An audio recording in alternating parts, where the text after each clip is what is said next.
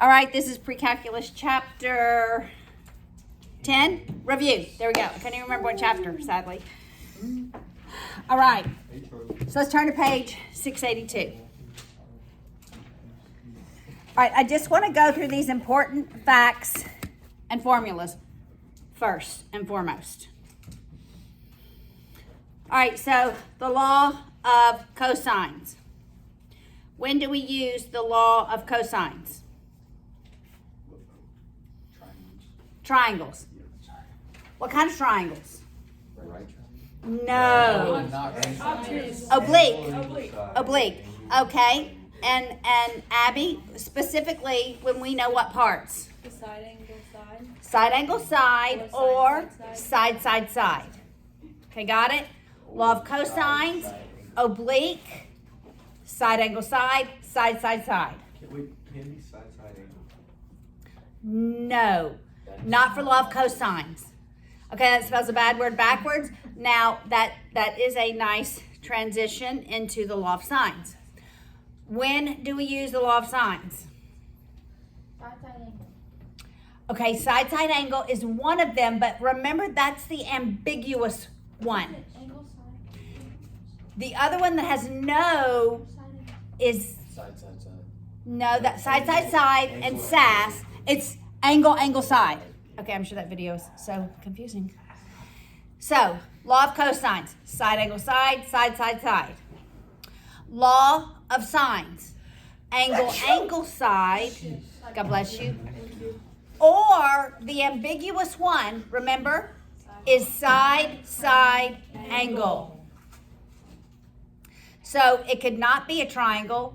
There could be one option or there could be two options.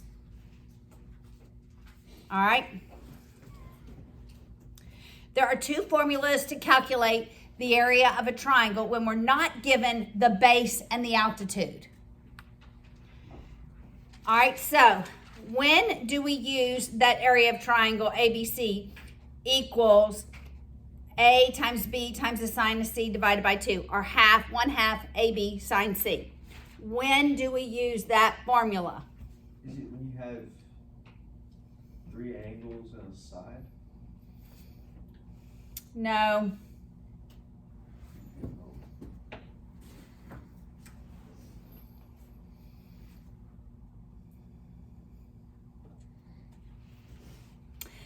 It's pretty evident in the formula. So it's 1/2 AB sine of C. In order to have A and B, this has to be angle C because that's lowercase side C. So what do we have? Side, angle, side. Sorry, I thought you were talking to All right? So that's what we use. You're going to have to know this for the test. All right, when do we use Heron's formula? And what does the S stand for? The S doesn't stand for side, even though you would think it would.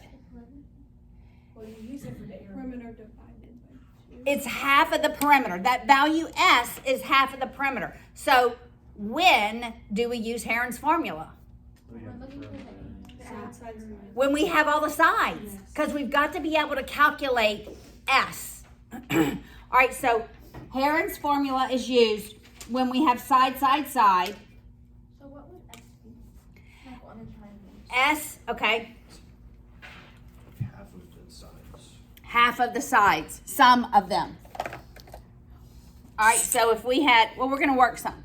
So it's 1/2 A plus B plus C, if we're looking at this, is S. So then you take the square root of that value times every side minus that value. That minus every side, rather. Make sense? Okay, what is this? Oh, Yep. is it square root of A squared plus B squared? Okay, what is this? Just read what this says. What is this asking? Yes. The absolute value of A plus BI. Yeah, the absolute value of A plus BI. All right, now, Lucas, answer the question. So square root of A squared plus B squared. What Yeah. equals that? Yeah. What equals this? That. Magnitude. Magnitude, or the modulus, Oh, yeah. right?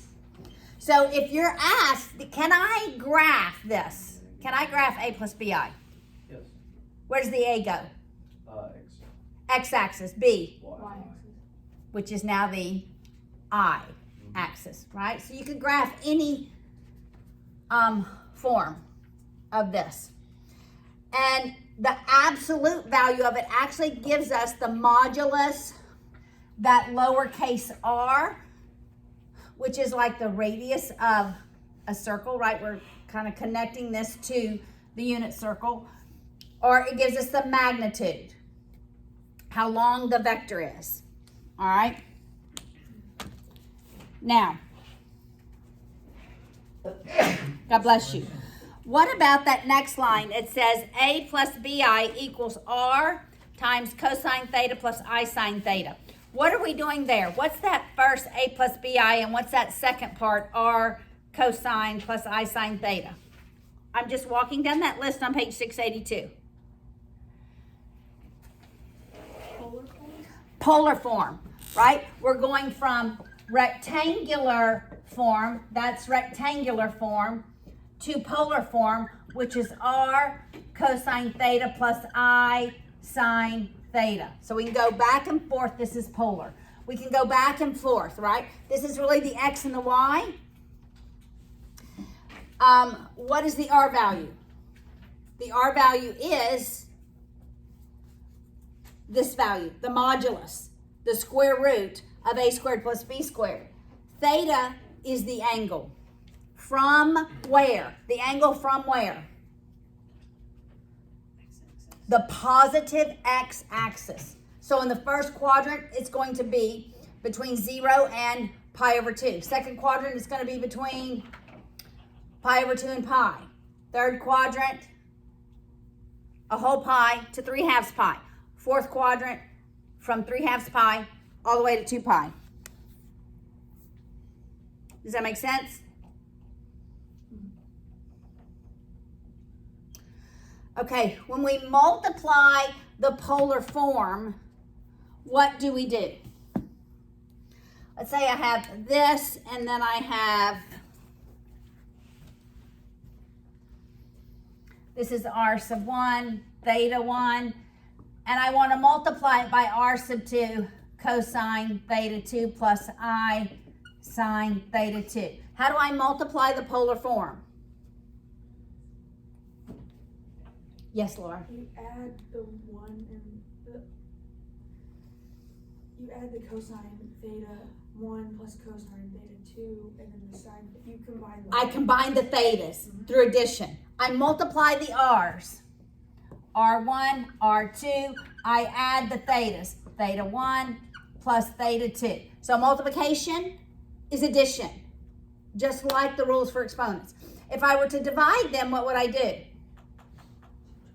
Subtract, right? So division, we actually divide the r's, but the thetas, we subtract. I'm not writing the I sign, right? But you get it. Okay, now what if I raise it to a power? What if I want this whole thing to the third power? Multiply. What am I multiplying? I am gonna cube that, but what do? You multiply that times every term. 3 times theta. If it's cubed, it's 3 times whatever theta is. All right? There will be no roots on the test. No roots. So we won't need to know even what, whatever that guy's. You do not need to know where it starts. The distinct nth roots are So everything past that. No? everything past that down to Was that the thing where you have to do like K1, K equals 1, K equals 2, whatever the root is, yeah. I did not put any of those kind of problems on the test. how many problems are on the test? 17. Okay. What is that?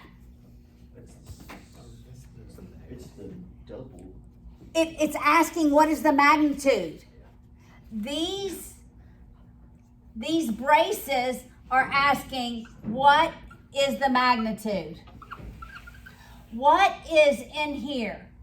AI. It's A plus BI. What form is this? Oh, no, that's not Is that a vector? It's a vector. Okay, remember we have rectangular, right? And then we have the polar, which is R cosine theta plus I sine theta. But we can also write this as a B, and that's, this is component form. You need to understand the grammar, because if I ask you on the test to give me the component form, you have to know this is what I'm asking for. All right? That's the component form. But I find the magnitude the same way as I do for A plus BI. It's just the square root of A squared plus B squared. It's just asking for it. This in component form is the same thing as this in rectangular form. Make sense?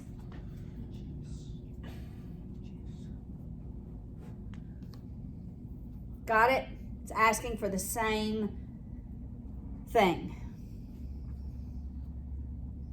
Okay, there's one more form. Does anybody remember that other form?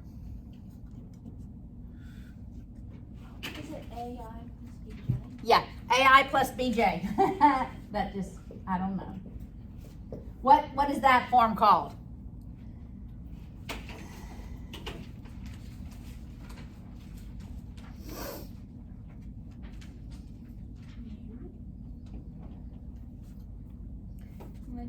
Linear combination. All right, so you should know how to go between all these 4 different forms to write a vector and understand the grammar of vectors. Okay, I can do scalar multiplication, can't I? I could do like 3u, given that u is like 2 plus 3I. So what does 3u equal? 6 plus 9. You're just multiplying, a scalar multiplication. 3 times 2, 3 times 3, you write it 6 plus 9I. We can add vectors, we can subtract vectors.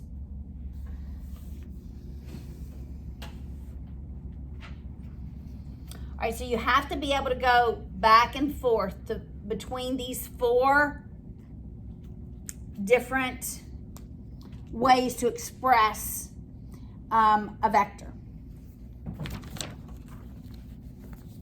All right, I am going to write on the board now what we're going to go over, or what you need to know for the test, and then we'll start going over each chapter. All right, so this is in the lesson, this is in the review.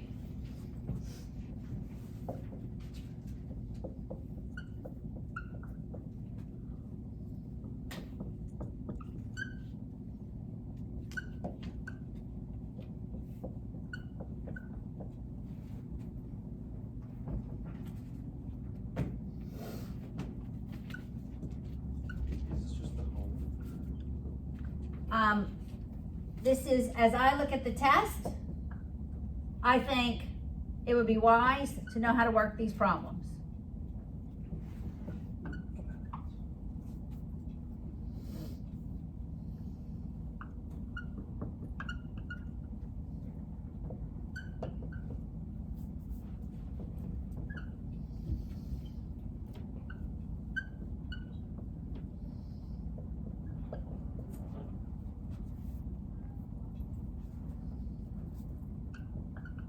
There's a lot of these, like 1 through 16 in lesson 1. You're just repeating the same thing over and over and over again, right? You're just using the law of cosines in 1 through 16 over and over and over again. So I'm not saying work all of them. I'm saying you have to know how to work these. So you've probably worked the odds. I would go back and work the evens. It's probably what we're going to start doing. All right, let me finish. 47 through 55. I know you thought I was done, huh? Okay, let me just look at 10.6 one more time before I write this down.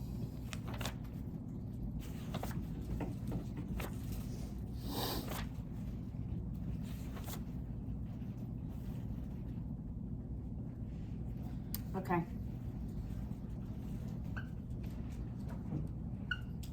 All right, there we go.